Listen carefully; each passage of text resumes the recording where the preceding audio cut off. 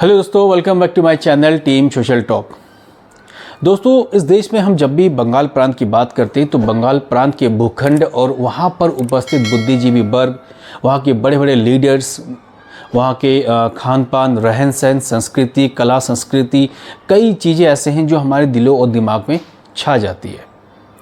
जब हम वहाँ के संगीत की बात करते हैं तो हमारे दिमाग में क्लासिकल संगीत, वहाँ के रविंद्र संगीत के बारे में कई सारे ख्यालात आते हैं कि किस तरह के संगीत है जो पूरे भारतवर्ष में विराजमान है।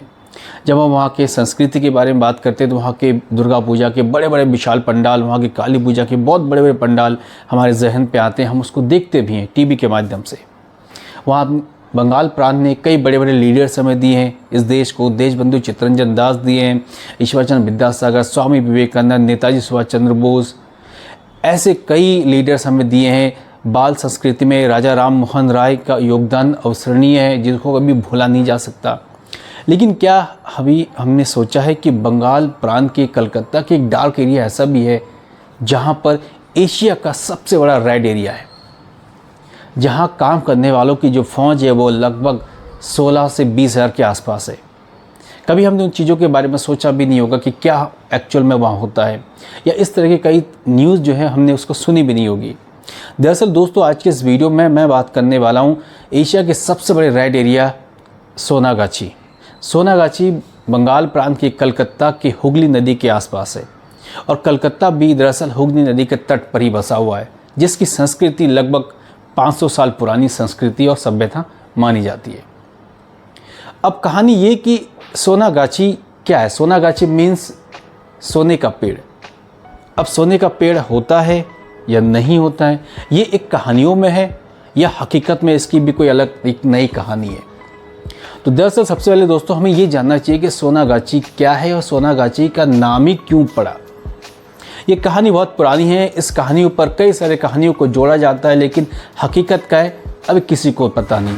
लेकिन पीटी नायर की एक बुक है a history of Calcutta streets, अगर उसके काल्पनिक फॉर्मेट में जाए तो उस काल्पनिक फॉर्मेट में ये पता लगता है कि दरअसल सोनागाछी के आसपास बहुत पहले एक डकैत हुआ करता था जिसका नाम था सनाउल्लाह। सनाउल्लाह अपनी मम्मी से बहुत मोहब्बत करता था। एक दिन जब सनाउल्लाह की मृत्यु हो जाती है तो उसकी मम्मी रोने लगती है।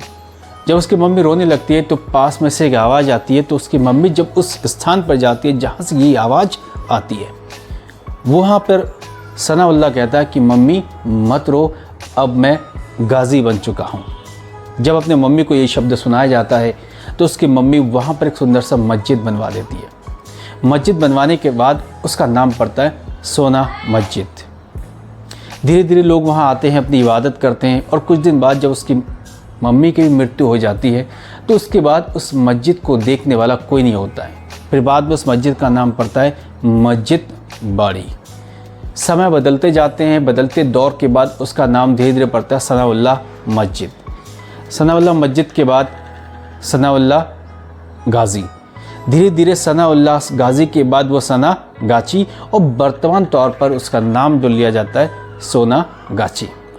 ये एक काल्पनिक कहानी है जो पीटी नायर की बुक पर आधारित है, लेकिन हकीकत क्या है, जैसा मैंने दोस्तों पहले बताया कि व्यापक रूप से इसकी एक्यूरेट इन्फॉर्मेशन नहीं है कि सोनागाछी का नाम कैसे पड़ा। लेकिन बहरहाल जो भी हो, यही बताया जाता है कि सोनागाछी मीन्स सोने का पेड़ है। सोनागाछी का इतिहास तो हमने जान लिया, लेकिन अब हमें यहाँ जानने की ज़रूरत है कि एक्चुअल में सोनागाछी एशिया का सबसे बड़ा रेड एरिया क्यों है। इस सोनागाछी की अगर बात करें तो सोनागाछी में तकरीबन 16,000 से भी ज़्यादा सेक्स वर्कर काम करते हैं। यहाँ हर साल 1500 से भी अधिक सेक्स वर्कर आते हैं और काम करते हैं। काम करने वालों में अधिकतर जो महिलाएं होती है वो बंगाल प्रांत से, झारखंड से, नेपाल, बांग्लादेश से महिलाएं यहाँ पर आती है और काम करती है। तकरीबन वहाँ पर 10 बाय 10 के बहुत सारे खोलियाँ हैं जहाँ पर जिल्लत भरा काम होता है।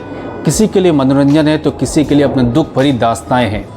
वहाँ पर काम करने वाले हर एक महिला की अपनी कहानी है। अगर हम उस कहानी को सुनने जाए तो शायद आंसू भी कम पड़ जाए। महिला काम करते हैं, हर महिलाओं की एक ख्वाहिश होती है, कई तमाम तरह के NGO जाते हैं, उस महिलाओं की हेल्प करते हैं, उनसे उनकी कहानियों के बारे में जब जानने की कोशिश करते हैं तो वो महिला खुद कहती है कि वो भी चाहते हैं कि वो उनके बच्चे अच्छी शिक्षा ले, अच्छी नौकरी ले, अच्छा घर परिवार करे, लेकिन ज़िल्लत भरी दास्तानें जो हैं उनका पीछा नहीं छोड़ती और कहीं ना कहीं अपने बच्चों की परवरिश में वो पीछे रह जाते हैं। सोनागाछी वैसे तो एक बदनाम एरिया के तौर पे जानते हैं, लेकिन वहाँ पर फुटबॉल को लेके भी वहाँ दीवानगी बहुत ज़्यादा है।